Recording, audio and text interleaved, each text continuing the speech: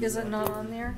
No, Not on no, you mine. said mine's not, but we'll. No, Should I go quickly print them? You're going to be making the motion.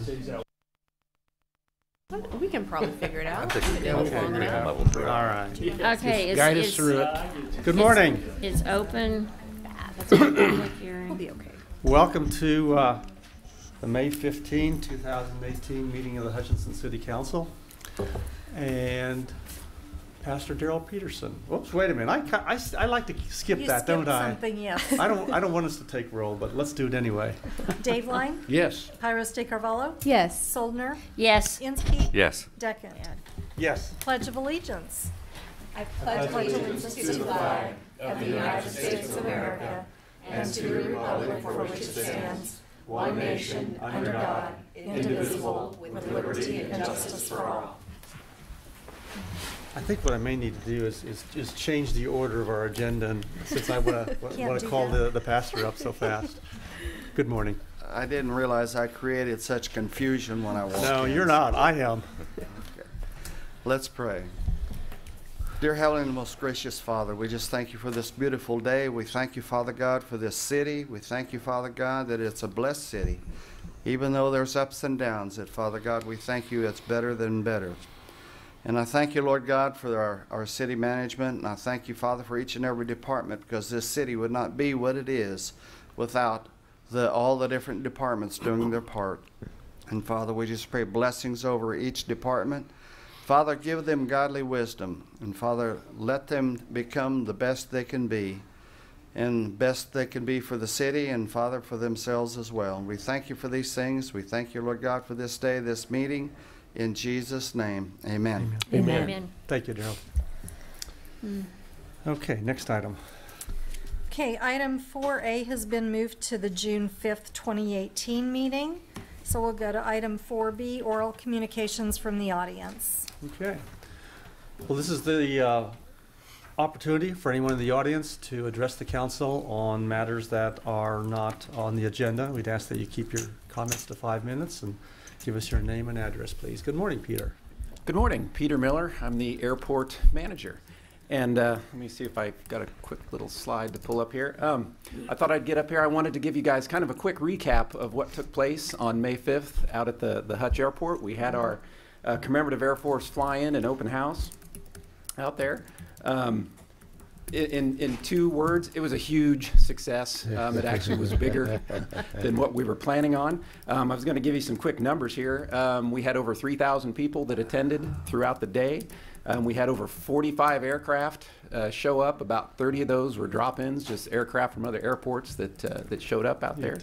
And this is actually a pretty interesting number too. Control tower operations for Saturday was 699, which makes it the single most busy day the airport has ever had. Actually, we add that into what we had on Sunday. Now, the air show didn't take place on Sunday. A lot of aircraft went home, and just our normal operations on a Sunday were 144, which gives us a total for 843, which made us the busiest non-commercial general aviation airport in the country. In the country. In the country. On that particular weekend. So that's a pretty cool thing. That so. I've got just a couple other little slides here too. We had 136 Young Eagle flights. Now those were the flights that were free for kids age 8 to 17. Those went on all day long, pretty much until those 7 or 8 pilots got wore out. It was a long day for them. The Commemorative Air Force sold 22 aircraft rides, and that's pretty impressive considering they only had 2 aircraft for rides that you could purchase in right there. There were several static displays, but only 2 that you could purchase rides in. And the Chapter 88 out of the EA Chapter 88s out of Newton, they sold 430 pancake breakfasts, which for them was huge. So it was a great day. So let's get here to the next.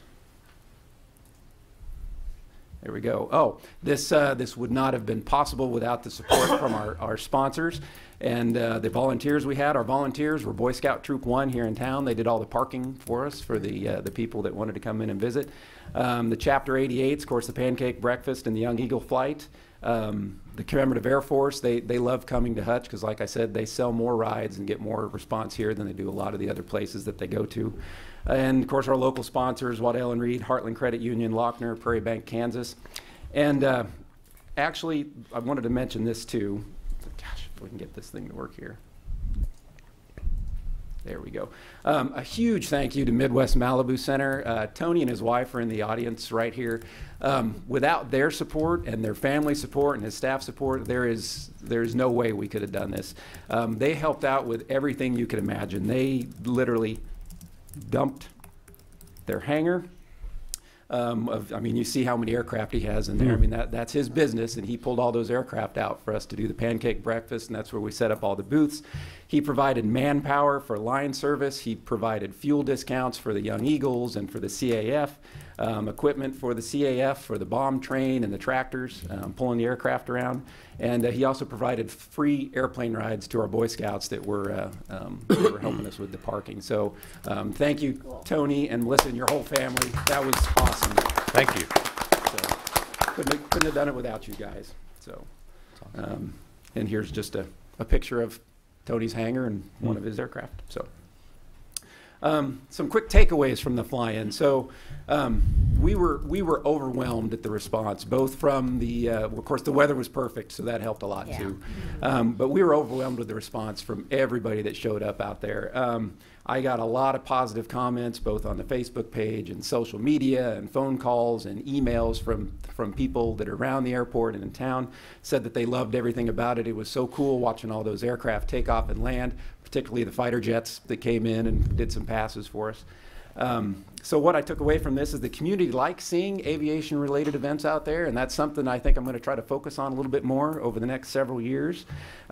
We had a lot of interest in flying clubs and pilot's licenses. Now, I think you guys know we don't actually offer any formal flight training out there, but there were quite a few responses. We had the flying club that I'm a member of that's based in McPherson. We had our plane there and had a little booth set up, and people came by and they took all the flyers and asked lots of questions and wanted to know how they could learn to fly and get into the club and have access to an aircraft. So something else we need to, basically what this has shown me is that we need to capitalize and focus on what the airport can provide to the community in the future. When we did this back in 2014, it was a huge success too. It was here in 2018, so to me that says there's some important airport things going on, and I think there's a lot of questions that need to be asked, how we can further the businesses out there, how we can develop airport business plan, figure out what our niche is and what it is we can do out there in the future. So with that, if anybody has any questions or Just a comment. I didn't make it out until later in the day when things had slowed down, but there was still good activity going on, and my grandson certainly enjoyed it as well. Good. And so it was a good event and a great day weather-wise, like you said. It was perfect. Congratulations to you, your staff, everybody who made this so successful. So great. All right. Good. Thank you. Question with regards to the parking. That many people, 3,000, was that an issue? Were you able to accommodate all them? Yeah, we were actually, when we did it in 2014, we weren't prepared for the parking, but we were prepared for the aircraft. So this time we focused on the parking, and that went pretty smooth, but we weren't prepared for 40 and 50 aircraft to come in the first 2 hours. Kind of an interesting side note here is the first time, I've been out there for 10 years, this is the first time that I've heard the Hutchinson Airport air traffic control staff actually provide a ground stop. There were so many aircraft coming in and so many aircraft waiting to take off. It was kind of gridlock actually out there. Wow. And now that reminds me too, ATC, they were completely overwhelmed, but they handled it. The most professional group of people I've ever seen. They buckled down and got everything done. So Midwest Air Traffic Control, those are some pretty good controllers we've got out there. So absolutely. Anyway. Good. Excellent. Yep. So thank you. Thanks so much. Thank you Peter. very much. Good job, Appreciate Peter. the report. Is there anyone else who wishes to address the council? Seeing none, next item, please. Item 5, consent agenda. I will move to approve the consent agenda as presented. Second? And a motion and a second. Any further discussion? Call roll, please. Dave Line, Yes. Pyros de Carvalho, Yes. Soldner, Yes. Inskeep, Yes. Deckent. Yes. Next item. Item 6A, Public hearing to consider future road easement vacation at 4904 Cottonwood Drive. I move we open the public hearing. Second. Call roll, please. Dave Line? Yes. Pyros de Carvalho? Yes. Soldner? Yes. Inskeep? Yes. Deckent? Yes. Good morning. Morning, Jeff. Jeff Peterson with Engineering Department. Today we have a easement vacation that was presented by Bob and Ann Bush to vacate, and you can see on the map that the yellowed area, that existing, well, what it's called a future road easement. That's how it was platted originally, on the east property line and the south property line of Tract 5. With this vacation, we're going to still retain a utility easement, so if there's any future utilities that need to be up in that area, but with that, he's doing that to add to the residence, put an addition on his residence, because there was a building setback line that had been platted with the plat, and this kind of gets rid of the building setback line and allows them to expand the residence at that location. So all the people that we sent notices to, the utilities, the departments, and the adjacent landowners, all those that responded have approved of the vacations, so we don't have any people against it. So with that, it's really recommended that, due to the responses from the affected parties and utilities and city departments, that the 30-foot existing easements located on the east and on the south property line of Tract 5 of Sand Dunes be vacated, and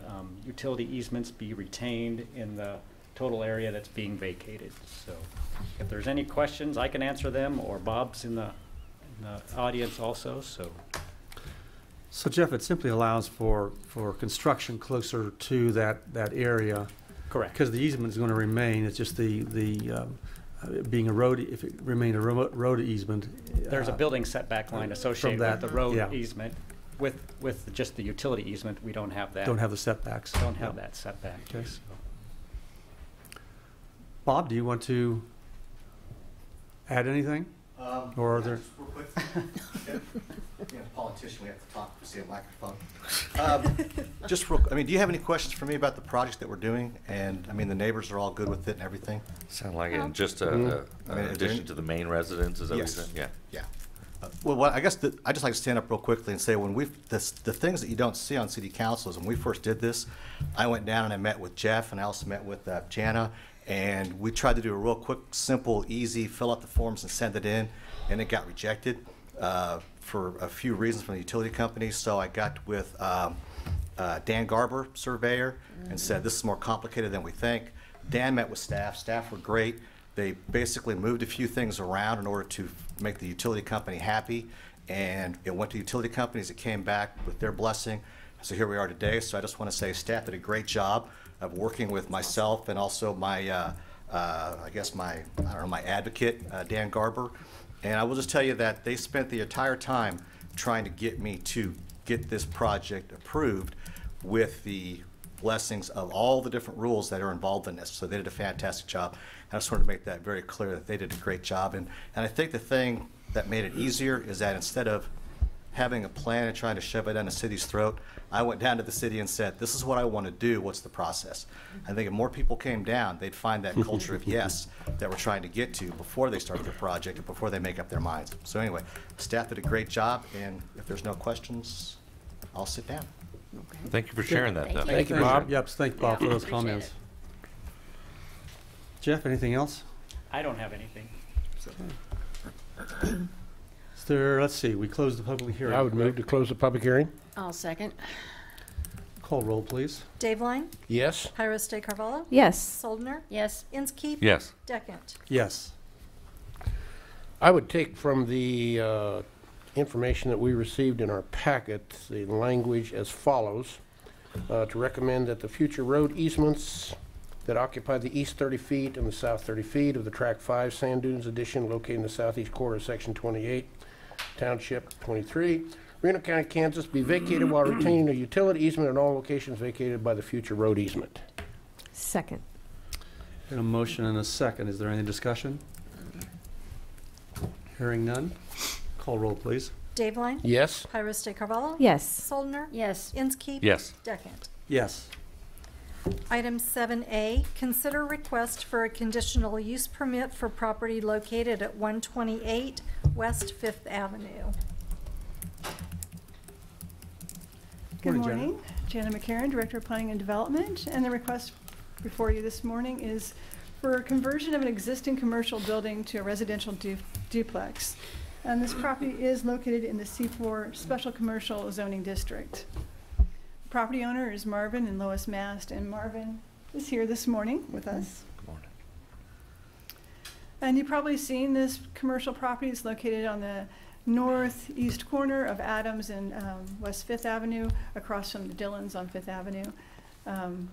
It's a corner lot. It's been commercial probably forever, but it's surrounded by residential properties.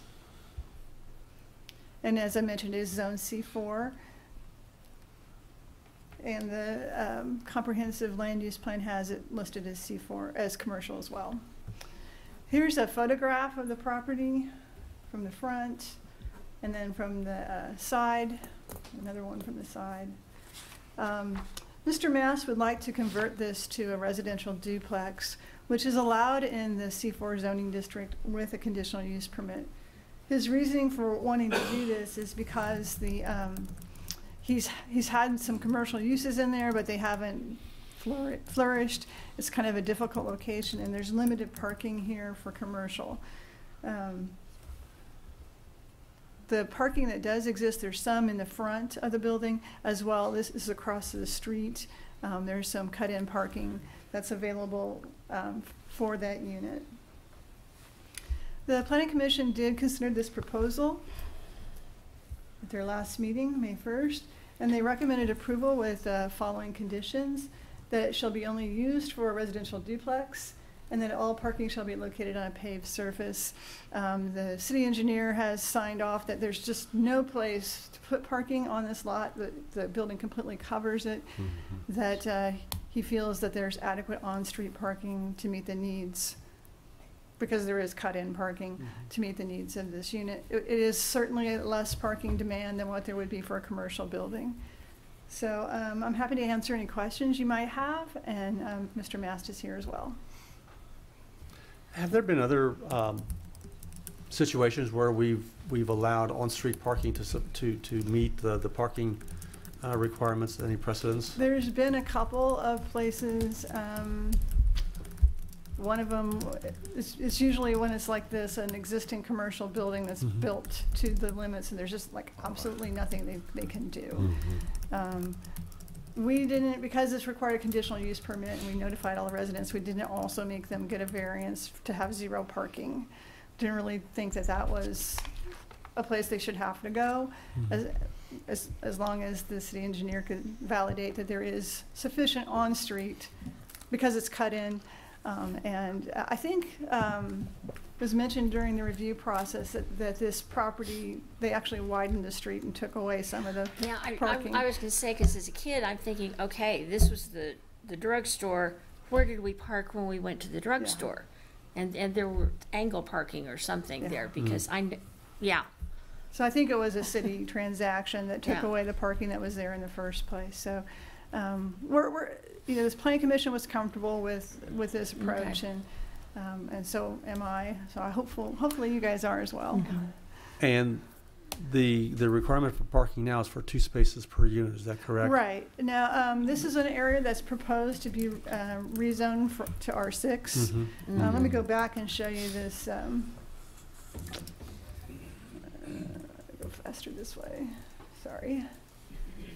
Because there's residential all around it, we're proposing to rezone all of this and the rest of the block to R6, except for possibly this corner.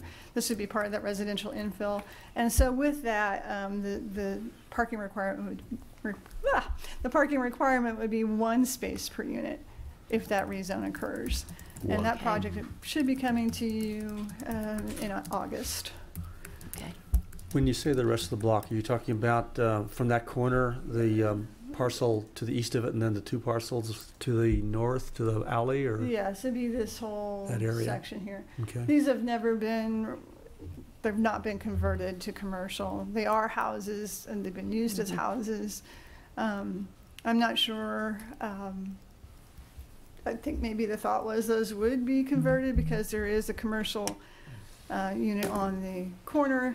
But as you see, Mr. Mass feels like there's more of a market for residential here, and those units around it are occupied. So I think that the residential is probably a better fit for this area. I think it's been a real struggle for a business to work because of the parking situation for many years, so I completely agree. Any questions of Jana? Mr. Mass, would you like to add anything? Just one comment. I know parking is a concern, but I think there's really a large demand for lower rent, and so the people that would be living there probably wouldn't have a vehicle. It's so convenient to walk to everything there, and so my guess is that they wouldn't need parking because they'd be people that would walk, and so I think it's a need. There's a high demand for this type housing. Out of curiosity, Mr. Master, how big a unit will these be? I mean, how many square feet approximately? Yeah, the building is around 1,500 square feet, so they'd be about 750 square feet. And it's really well suited because there's a door in the front and there's 2 doors on the side. So there's plenty of doors, there's lots of windows, lots of light. And so there's already 2 restrooms. And so we just need to add, showers and little kitchenettes. So it's going to be pretty easy. Well, it will cost quite a bit, but it's well suited for that. Okay. What's the time frame you have in mind of making the conversion and having them available? I'm not sure, whatever it takes to get it done as soon as possible. It's just sitting there, so we've been trying to rent it for, about a year, and tenants kind of come and go. But with commercial or business, where do people, like various businesses have looked at it as but UPS, FedEx, packages, where do they go? It's just, it's not suited for a business. And residential, like a $295 rent, it'll fly. It'll be very quickly, and people will appreciate it, and it'll be a service. Good. So. Well thought out. Thank you. Thank you. Is there a motion or questions I would today? move to approve the recommendation of the Planning Commission to approve a conditional use permit for residential duplex in a commercial zone at 128 West 5th Avenue. Second.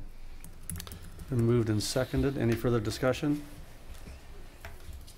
Call roll, please. Daveline? Yes. Pyrus de Carvalho? Yes. Soldner? Yes. Inskeep? Yes. Deckent? Yes. Item 7B, consider request for approval to submit the 2018 Emergency Solutions Grant application on behalf of the Sexual Assault Domestic Violence Center.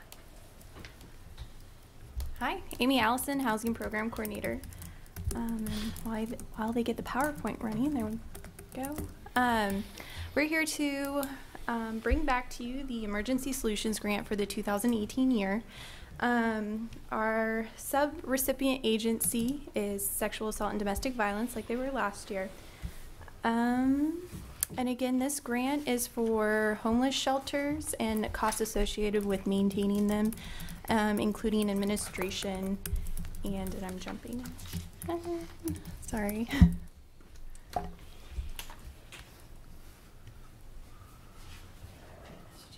No. Oh, there we go. Okay. There we go. All right. So, like I said, the Emergency Solutions Grant is grants provided by the Department of Housing and Urban Development for services and maintenance expenses associated with homeless shelters, as well as the cost for data gathering and administration. Just a summary of the grant. We have always applied for this grant, at least since 1994. The reason why you guys are seeing the application is because technically the city is the subrecipient of the grant, and any agency that would like to receive the funds has to go through the city for approval from the state. The grant period that we are applying for is from July 2018 to June 2019. And like I said, Sexual Assault and Domestic Violence Center would be the subrecipient agency for this year. The city does receive a small portion of the grant, 2.5% of any allocated funds to the city for administration, which we go through all of their monthly statements and send it on to the state for funding, and then distribute the funds when the state distributes them to us. So there's some work associated with the grant on our part. And then I guess the last thing is for the grant period this year, they're requesting $40,092.50. This is about on average for them, and this is not an increase or a decrease from last year's. Sheriff Jergens with SADVC is actually here, and I'm sure she would like to speak with you, but that concludes my presentation. Happy to answer any questions. So. Any questions about Amy? No. Okay. Thank you, Amy. Thank you.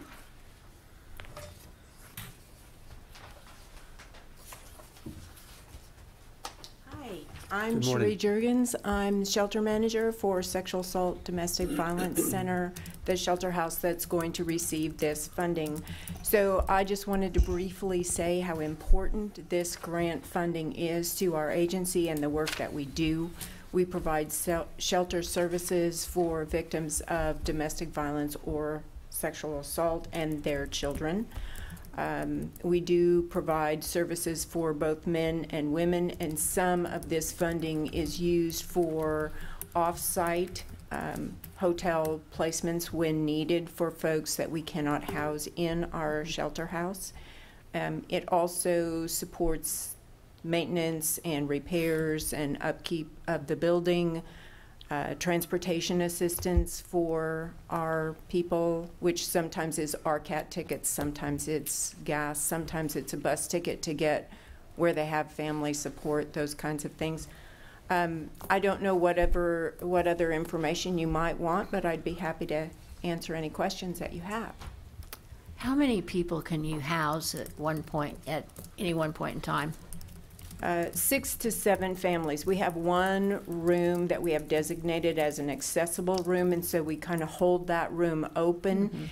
If we would be full in all of our other rooms and have someone who needed it, who didn't need the accessibility, we'd use that room. So we can have 7 families, which is whatever number of people that might be. Is the $40,092, is that typically a constant level of grant It is, annually? from year to year. That's From year to about year? what it takes. Okay. We usually try each year to have some kind of maintenance or upkeep so we can keep up to date. And then the rest is food and utilities and the basic needs of the people that we're serving. Yeah. You don't have any trouble using the funds? Not usually, no. All right. No, they're not going to. Your organization does a whole lot with just a little. Heartbreaking that we need this, but really grateful that you're here to provide the service, and glad the city could administer it for such a small fee. Sure. Anything further? Okay. Thank you. Thank you. Jana, just a question. You presented this, didn't you, or was it Amy? Amy. Amy, I'm sorry. I've probably asked this every year, but it just stymies me why they have to go through the city to get the grant. Well, I haven't spent too much looking into that, but I think because it is federal money, typically they do not grant it directly to the a recipient. non-governmental entity. Okay. So we're just a carry-through or a pass-through form. Yeah, I realize that. Just seems to be an extra step in delivering the money to where it's going.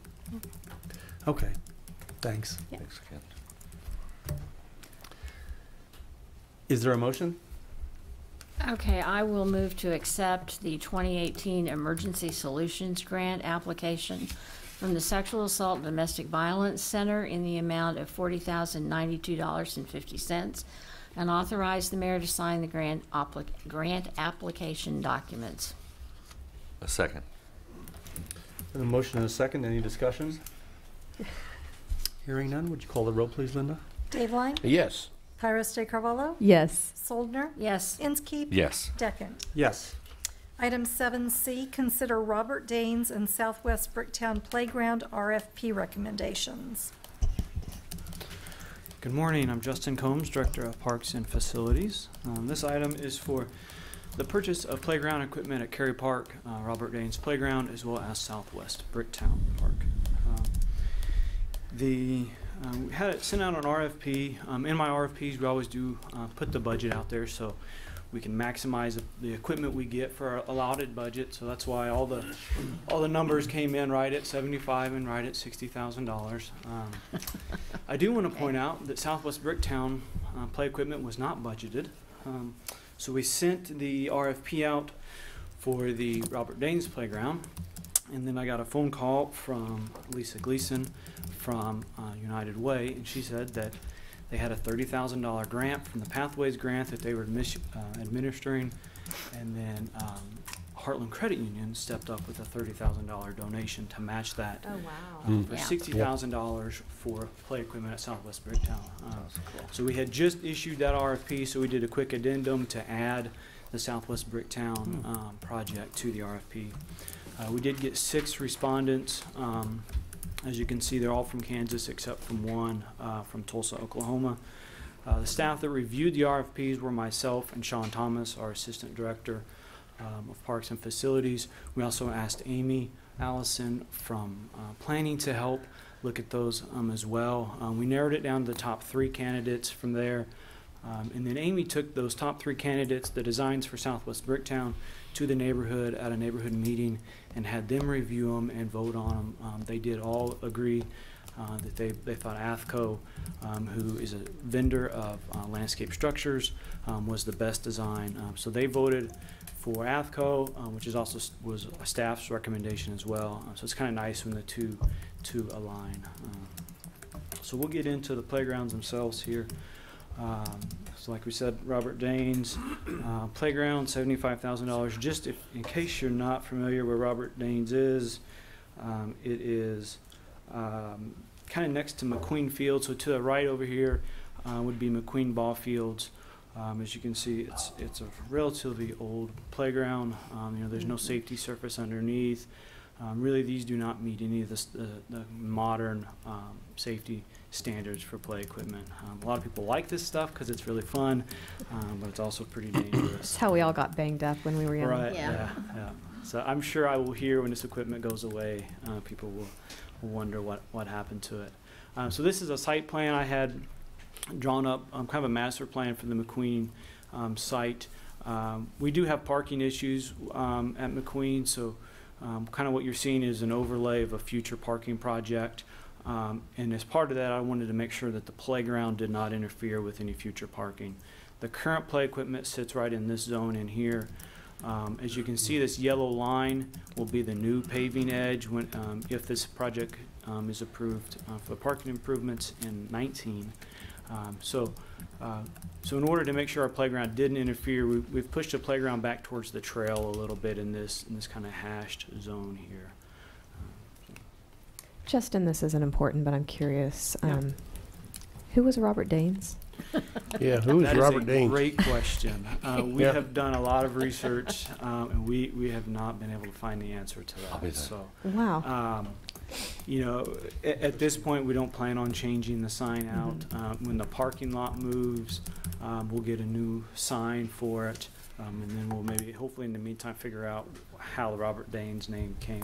So the Reno County Museum or Historical Society doesn't have any idea, huh? We've not researched that far. Oh, okay. Yeah, but it I would think it would be great if they could if we could figure out keep something on the on the website of all the parks and the names and why. Yeah. So this is just an overhead view of the playground. One thing that we have a little bit of terrain in this area. I call it a hill. For Hutchinson, it's a hill. So we've got about 3 feet of elevation change on this site. So we wanted to maximize that. So in the RFP, we did highly encourage folks to use that elevation change to do some sort of ground slide or a 2-tiered playground. So in the upper left corner, what we're seeing is a ground slide. So you see that a kind of mound they make with a slide that goes down. The other thing this shows really is the connectivity of the playground. So a child can actually enter the playground here and kind of makes this path all the way through the playground without ever touching the ground. We do have a 2 to 5 structure, so this is for smaller children here. as well as a set of swings. This particular swing here is actually was going to be given to us free. AFCO, or actually Landscape Structures, has a deal for KRPA members, Kansas Recreation and Park Association members. If you spend over $30,000 on a playground, they throw in a free friendship swing. It's one of their newest swings. It's kind of cool. I'll show you a better picture. So this is what this is going to look like in real life. Again, there's lots of connectivity, lots of opportunities for physical activity. The smaller structure, this 2 to 5 structure, really focuses more on social interaction. It is designed for younger children, but it's also more of a space where kids can play games. My kids love to serve mud pies made of mulch out of these types of things. So, what is that ground surface? Is it going to be a mulch? Wood chips. Yeah. Wood chips. Yeah, we do a lot of engineered wood fiber on almost all of our playgrounds. It's the most cost effective. It allows us to spend the bulk of the budget on the play equipment. It's a decent surface. It meets the safety requirements. It does require some maintenance. We do a lot of touch-up work with volunteers.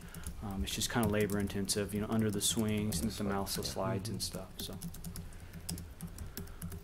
just another view of it. This is that ground slide. So we're going to create this mound here. They're showing it in artificial turf, just a slide in artificial turf. So that's something we'll work on to see if that's going to be a good surface for that or not. But you can kind of see the ground slide there. Here's just another view of it. So it'll have 2 ways to get up. You can have this kind of rope climb here, or you've got these pod steps on the back side.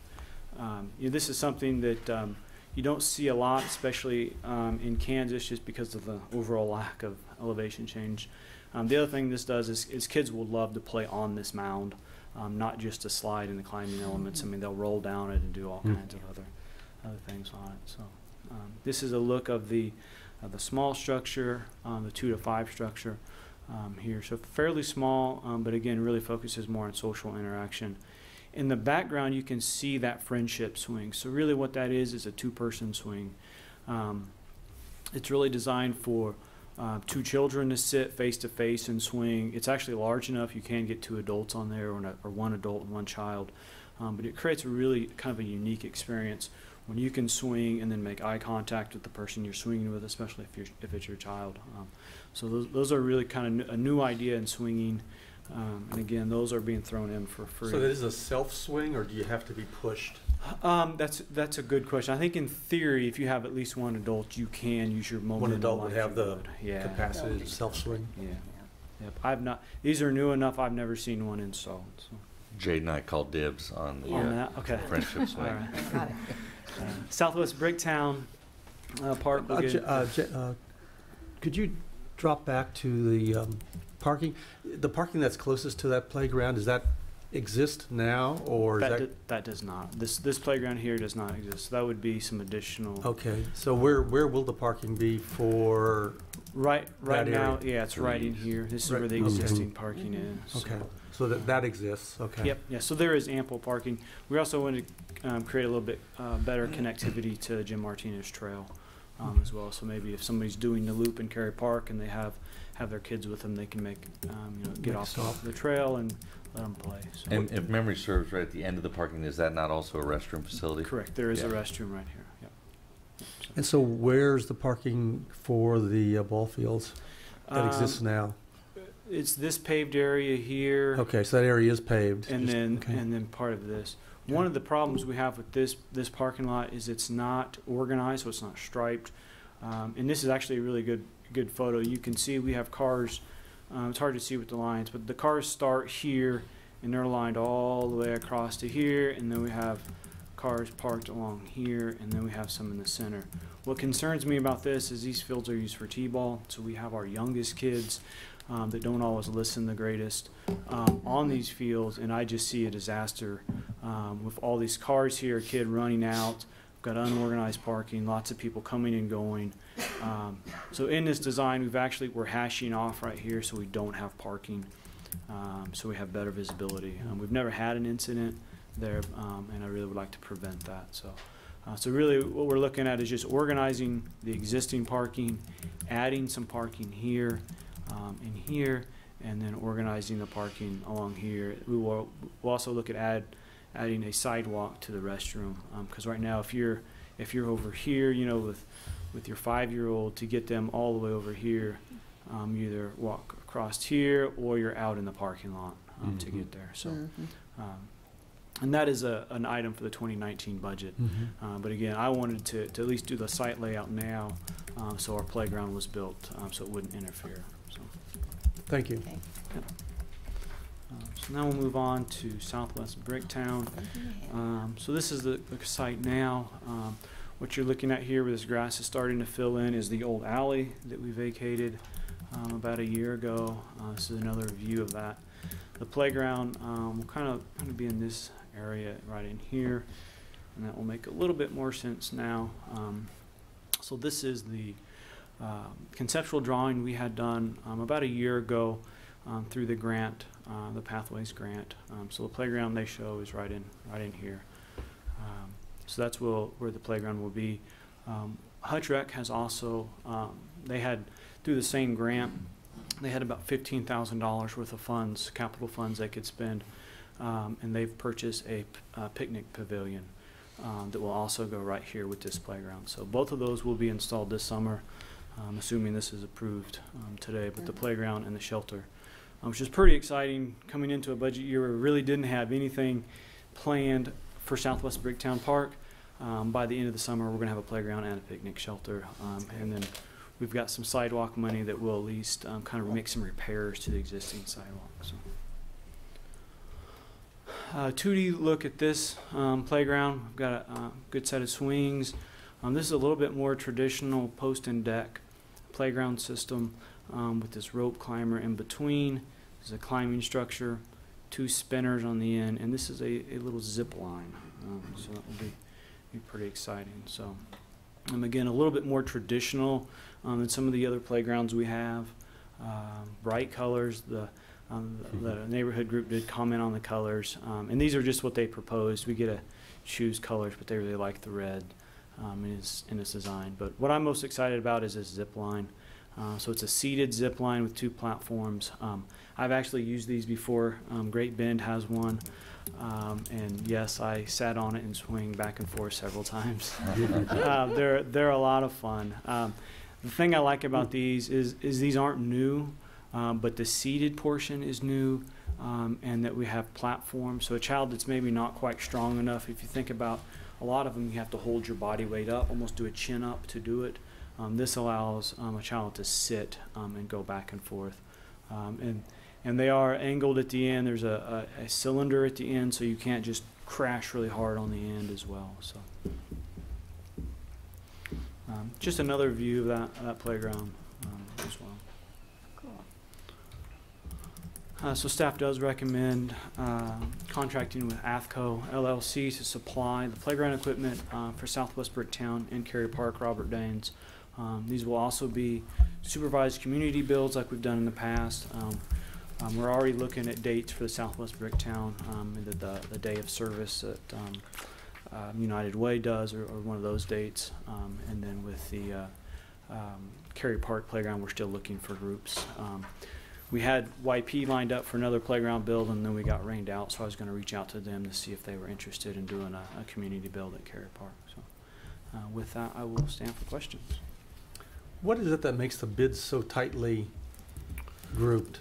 I'm I not give used to seeing them also. Yeah, I give them the budget up front. So I say we have $75,000 and $60,000. So you said our limit is? Yeah, show me what you can do for that. Okay. So they're not really bids, it's just that they're proposals. Okay. So does this need to say 135 or 130? Oh, it should be 135. 135, yeah, right. Yes. Good catch.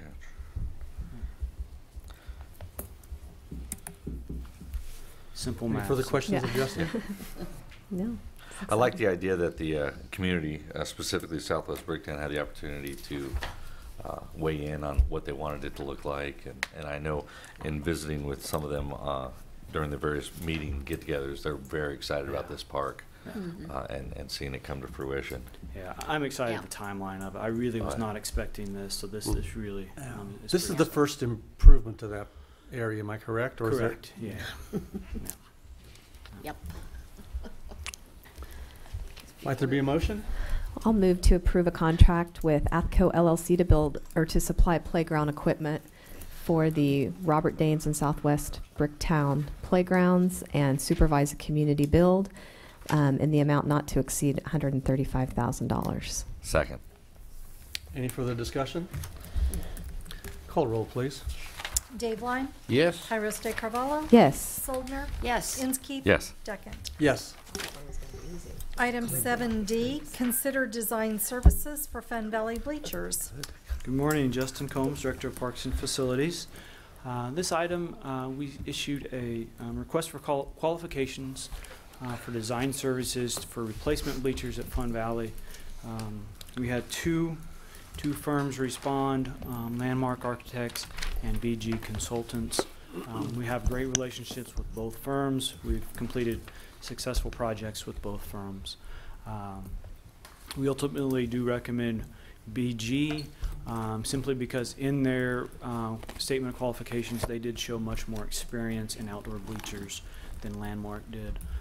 Again, I think both firms are more than capable, but BG did a better job of showing us other projects, similar projects that have outdoor aluminum seating. So, I do have some photographs just to remind you of how great Fun Valley bleachers are right now.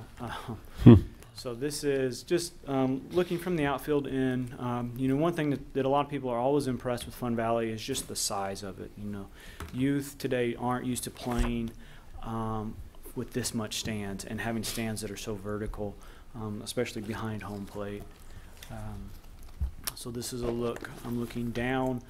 This is from the viewing platform, which is really a unique feature that we want to maintain in the new design, is this connection from the ground level to the upper deck through the bleachers. So I envision something very similar design-wise, just done in aluminum seats instead of the wood seats. This photograph, really what I wanted to show here, is one of the biggest concerns with these bleachers now is this space right here. I don't know the official name of that space. I always just call it the kicker board.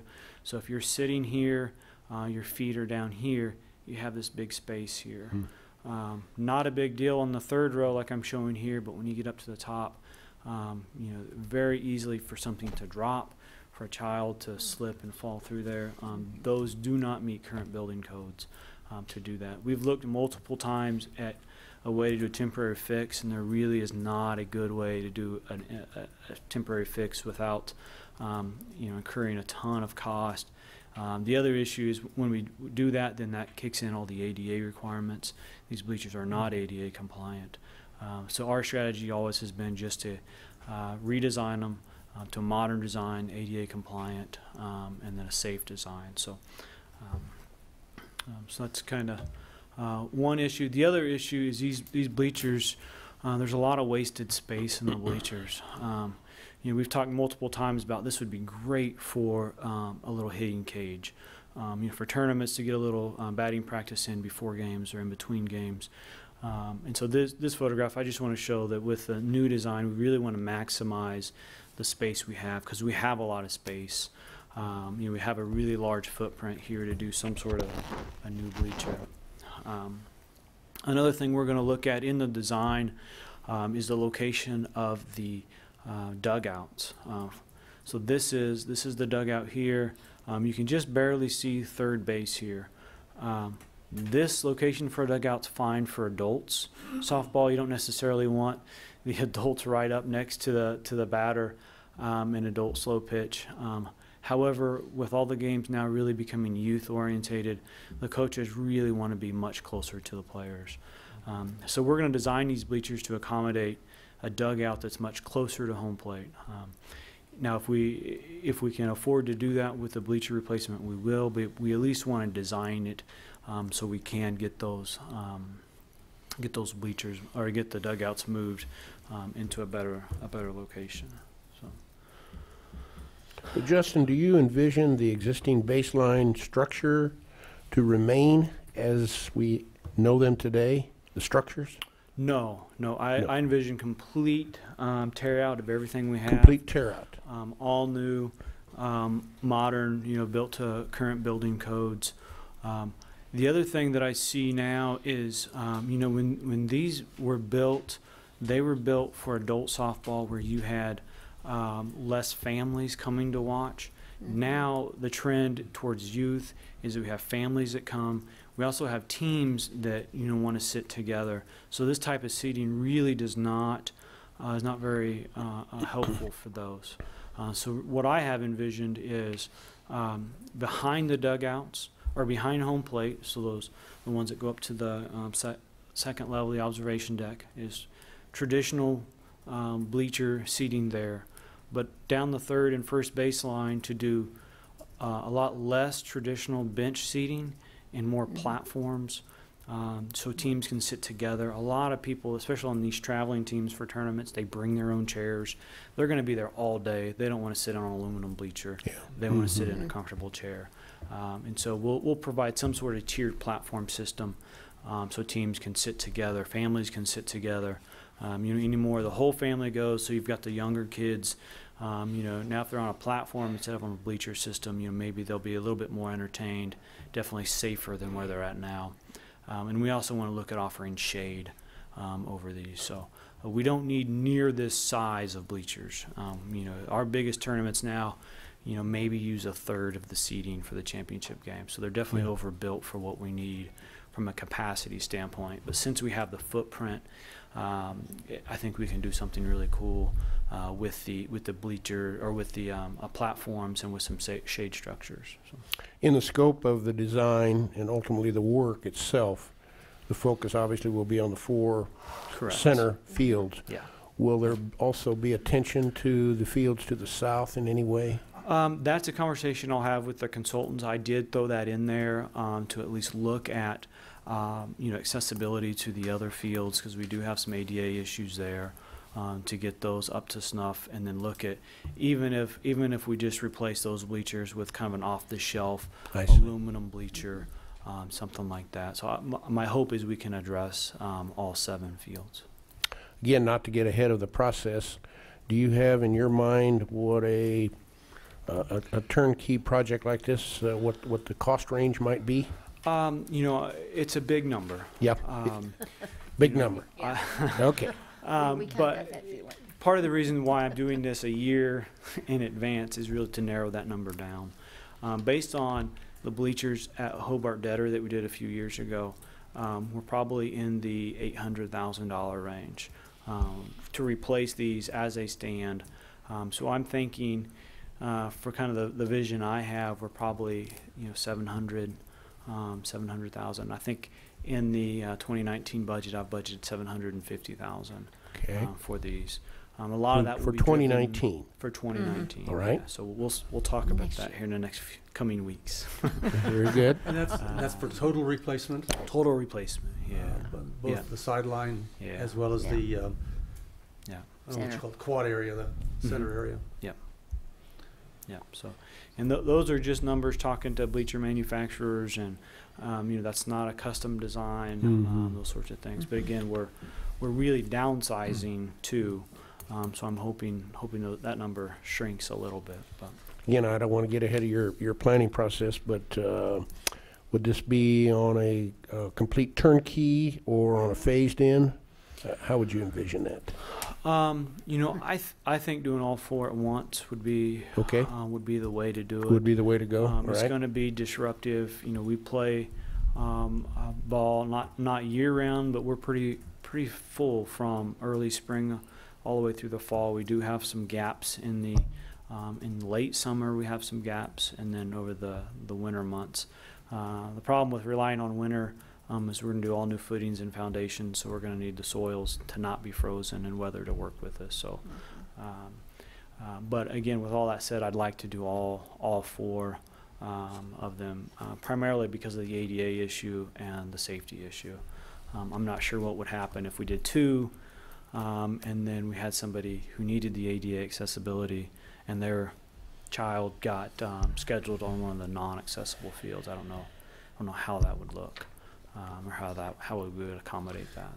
Does not the elevator to the center section it does serve That's that's what we've done now. So we do have an elevator to sit at the upper deck. However, with ADA, really the idea is that you have availability and accessibility that's equal in distribution. So right now, if you're not able to do these steps, your choices are to sit on the upper deck or just to sit here. Again, in seats that we're not even providing seats down here at this point. So. Well, going back a few years, I recall a little field trip that some of us took when we were newly elected. And I guess the question at that time was, is that do we continue to put the Band-Aid on Fun Valley, or do we really make a long-term commitment? And obviously, I think this is the logical next step. I think haven't we put new lights? Not lights. Not We've lights. done sound system. Sound system. We've roofed the main building. Yeah. We have a bid out now for some painting Right. and to do some concrete work on that upper deck and some fence repairs. So we're kind of addressing that center building with some funds we've had from a few years ago. But you're right. This, especially in the budget talks for 2019, because of the dollar value, this really raises that question about Fun Valley and About Fun Valley itself. yeah. Right. So and this is just a design to get us there so we can have much better conversations and much more informed conversations about the future of Fun Valley. So. Okay. We did replace the lights in 07, 08. Yeah, it's a few years before I was here. Yeah. Yeah. Okay. Yeah. I can't remember the Long before restrooms, us. the concession, has that been touched? Or? Not yet. No. Okay. We know do there's have CIP. conversation. Yeah, we have a CIP item. I want to say in 2020 for complete renovations of the restrooms. Any thought, I wanted to ask about the restrooms. Just happened to be out there a couple of weeks ago at the last tournament. They're the pits. Yeah. Would a coat of paint or something Yes. just to try to Yeah. get that sousier purse? And believe it or not, we've done that several times. Okay. Just I was just talking with Hutch Rec last week about just doing, maybe some new fixtures and painting, trying to seal the floor. The smell that's in there is coming from the concrete floor, so you really have to seal that smell. The walls weren't too bad. So The floor, though, yeah, needs some help. So yeah. and I realize anything done like that is a Band-Aid, but Yeah. it might. Most everybody that goes out there is going to be in the restroom one or more Multiple times throughout times, the day. So yeah. okay. Well, I know Hutch Rec has done a great job of programming that facility, and I know, I think it was 2 years ago they had a bit of bad luck with rain and other stuff, but last year they had a really booming season, and I can see the economic impact for those folks that come to town and spend dollars and stuff locally. Yeah. So I consider the Fun Valley an asset, and if the study shows that we can do it and we can find a way to get it done, I'd like to see that happen as well. I'm wondering, John, if we could have, I know it'd be early, have Tony talk to us maybe before we get into budget hearings, just in terms of how the year's going thus far, what they've got lined up. Are we in the third or fourth year with Hutch Rec now? This will be the fourth year. This fourth year. You know, and don't need a detail, but kind of what's the trend's been. We've been seeing an increase in the tournaments and the size of the tournaments. And granted, weather is always going to play a role, but what's being planned and what we're seeing, just to give us a sense. Yeah, that'd be part of the budget process. I think our subsidy has pretty much been about the same, and that hadn't changed a great It's deal. varied. It's been as low as I want to say 18,000, and then I think 1 year it was around 50 or 55. And really, it's just a couple tournaments. Yeah. Because they have 2 or 3 tournaments that they profit, $20,000-$25,000 from. They're big tournaments, and if you get rain, 2 weekends, 2 weekends can make a huge difference. So. Okay, and this is just simply for the design, proposals that we're asking them to give some ideas and some thoughts as to what. Yep, and $25,000 is what's in the budget for 2018. So again, in the RFQ, I threw the budget out there, so that's why they both responded with, of course, the full $25,000.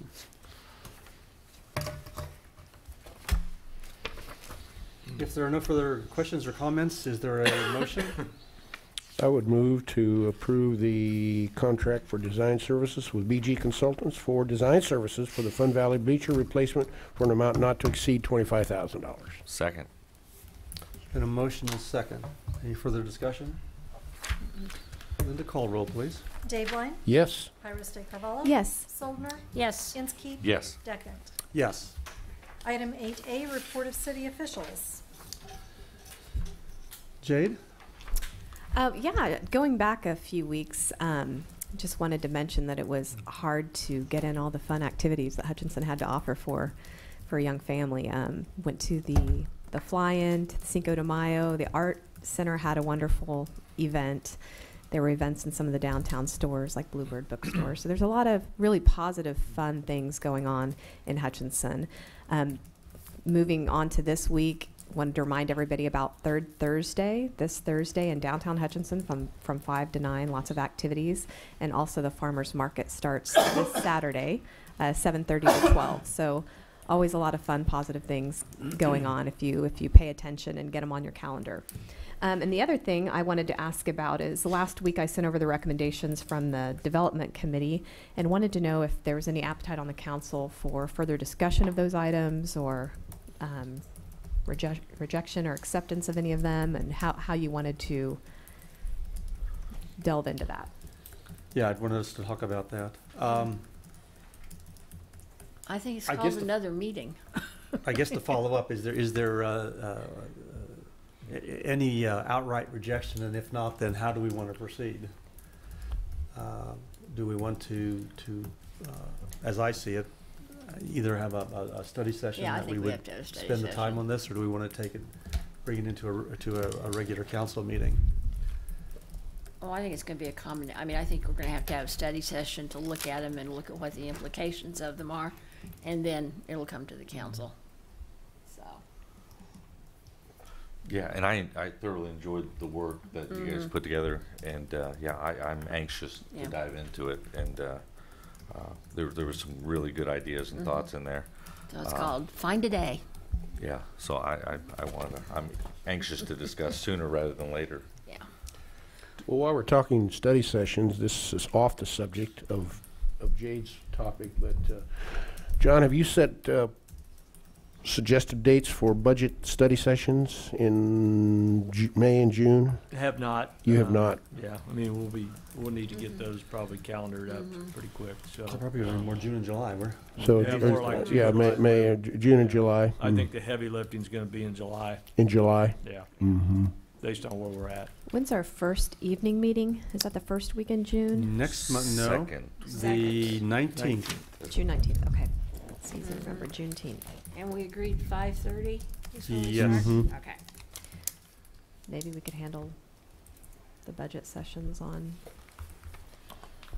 in the I would hope morning we on could have those budget sessions on the off Tuesdays. Yeah, I'm with John there. Yeah, Okay. yeah, Mhm. I'll get a calendar set up, it's All just, right. yeah, really, we need to do that, so. So, So work this in with we will do that those yet? budget study sessions in June, July? Well, maybe we can get this in May. Could, yeah, We've for got one 2 more thing. Tuesdays this month. yeah. Next, well, I wouldn't be available next week, but the 29th, the day after Memorial Day, if we wanted to shoot for that, Hey, I'm tied up that day. starts taking care of that Well, real fast. I could do it in the morning. I can't do it in the afternoon. What do you think, 7 a.m., Nancy? No, not 7. She said morning. 7:30. I could even bestir myself to 8, but 31st, it's a Thursday? That's a Thursday. that's a Thursday. I can't on that date. I can't either. How about the 29th, 8 o'clock, 8:30, Nancy? Yeah, I could do The that. rest of you? I just have to be 29th. somewhere. May 29th at what time? Yeah. 8:30? 8 o'clock? 8:30? Yeah. Is it easier, John, is it easier for you to do 8:30? It doesn't matter. matter I really. don't care. Yeah, whatever you guys. What works best for you guys? Either makes, 8 o'clock's Yeah, fine, 8:30's fine. Nancy, I'm looking at you, Yeah, my primary. I can make it by 8. 8 o'clock? Okay. Yeah, I think school's out by then, so I don't have to worry about getting kids anywhere or anything, so. All right, the 29th at 8. Okay. Depends on if you have a headwind, huh? Well, there is that. Thank you, appreciate Okay. that. Yeah, and thank you for raising that, Jade, because I wanted to, okay. Jade, anything else? No, that's it, thank you.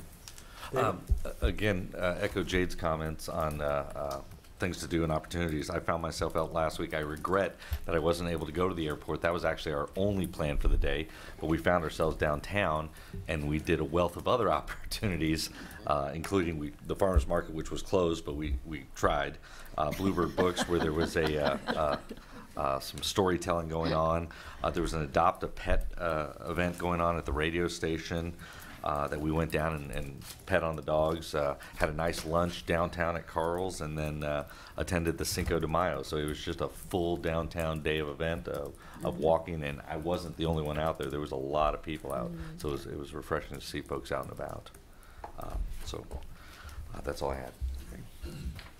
John? No, I don't have anything this morning. Nancy? No, nothing today. And other than to add, I happened to spend a good part of the day out at Fun Valley. There it is. That particular day, and did actually work in Cinco de Mayo and the fly-in. Okay. John? One item wanted to bring up under my report. I want to kind of bring back the Hobart Detter ball field lights. Been kind of keeping you guys up to speed. You recall that we had a light go down end of April.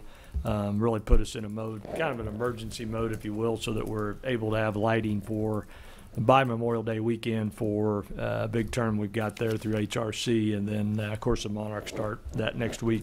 And so Justin's going to kind of give you a lowdown on our proposal to really break this into two phases. The first phase is to get one pole up in basically the next 2 weeks, and then we'll address the others in a separate project. So Justin, you want to kind of walk us through that process that you and I have discussed? Yeah. Good morning, Justin Combs, Director of Parks and Facilities. So kind of as John alluded to, we are kind of treating this as two separate projects, so to speak. So the one pole that broke, that fell, we're really treating that as an emergency because we do have games coming up. We have a large showcase tournament on the 31st or 30th. We have the Monarchs start the following week. We also have some international softball players from Australia coming, I believe on June 6th. So we have lots of things in early June. And so we've reached out to Musco Lighting. Musco is the kind of gold standard when it comes to field lighting. We have Musco lights at Fun Valley, McQueen. Really, they're really the best. So we reach out to them and to see if we could even get a new light installed by then, because we also look down the road of doing a temporary light, which would be a wood pole with some sort of temporary lights. I did talk to Kenny's about the temporary option, Kenny's Electric. That cost was $12,000 by the time we get the pole bought, installed, wired, and everything. So very expensive for a month or two of lights. And so then we started talking with Musco about, is it possible if we were to do kind of an emergency purchase of one pole, one set of lights, a direct purchase, and then basically operate with Kenny's to do the installation again, kind of on an emergency PO type. Is that deadline possible? And they did say it was, that they could get one pole manufactured, the base and all the lights manufactured, LED lights, and meet that deadline.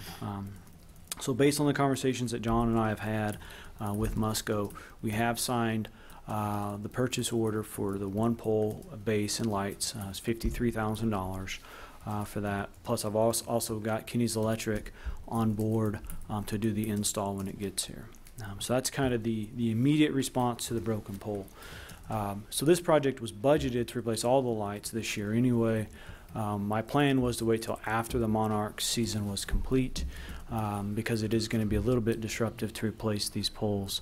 And so really what we've decided then, or our plan, I guess, is to continue with Musco and do a direct purchase of the bases, poles, and lights from Musco, but then competitively bid out the installation of the remaining poles. So we'll give all our local electricians the opportunity to bid on that work, to install the new poles, all new wiring, and everything. So that's kind of our plan. When we were going to bid this out, before the pole fell, we were going to spec Musco lights anyway. We were going to tell the contractor that they had to bid Musco, and then if they had an alternate that was equal, they could present that alternate as well. So really from day one, Musco was really the lights that we wanted to use. We've got a great relationship with them. They're really, like I said, kind of the gold standard. This is LED. This is really, really nice lights. So. We are working with engineering consultants here in town for the design of everything.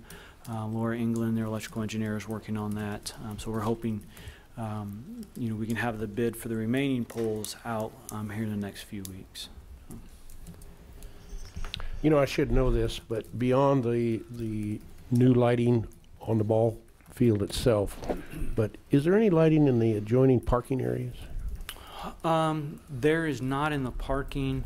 We do have a few lights on the buildings. We have some security lights on the new building. And that's actually one thing that we talked about with Musco is these new LED lights. They're so directional that we're going to add security lights to the one pole we're doing now, but also some of the other poles to help light some of the surrounding area. That will not address the parking lot. Will not address the parking. Is that something that could be included in the scope of work? Yeah, we can look into that. It's something we've been looking at now. I know. I think it's a good idea. But just as a thought while we're on site doing this. And I think it's a good point because the lights that are up now, I mean, literally they just broadcast light everywhere. Yeah. I think when we get these new lights in, we've probably been relying on outfield lights to light our parking lot and never even realized it until we get these LEDs in. So we may need to stick a few lights in there. Yeah, that's a good point. I think. Yeah. And I think based on the circumstances, the purchase order is obviously the way to go to get the emergency fix that's needed. I also am happy that you brought up that it will allow for competitive bidding for the remainder of the work, which will allow local contractors to get involved. Yeah. I certainly agree with the emergency light. Give me some information, Justin, on what makes Musco the gold standard, the term you used, that warrants going sole source essentially for the remainder of the project. They're really kind of the innovators in lighting. They're the ones that are pushing LED, pushing it in a way that LEDs are now, they have an extended warranty. In the past, they wouldn't warranty LEDs for more than about 5 years. Now we've got a much longer warranty with LEDs. Really, they're the company that everybody tries to catch when it comes to innovation. Just a simple thing like they do what's called a ball tracker light. So that's a single LED mounted upside down on the post. So when a fly ball is hit, now we're lighting the ball from the underside. So just little things like that that really set them aside from everyone else. And others aren't doing that yet. That's really new. Yeah, I've never seen anybody do that other than Musco. I'm sure next year at National Conference, Qualight and all the others we'll be doing that. Yeah. We had Musco. We've got Musco out at Fun Valley as well. Yeah. So, the other thing that Musco does that's really convenient is all their lights are now operated from an app. So from my phone sitting at my house, I can see if the lights are on. I can get a warning if we're starting to have some issues with the lights. There's kind of some diagnostic systems in there.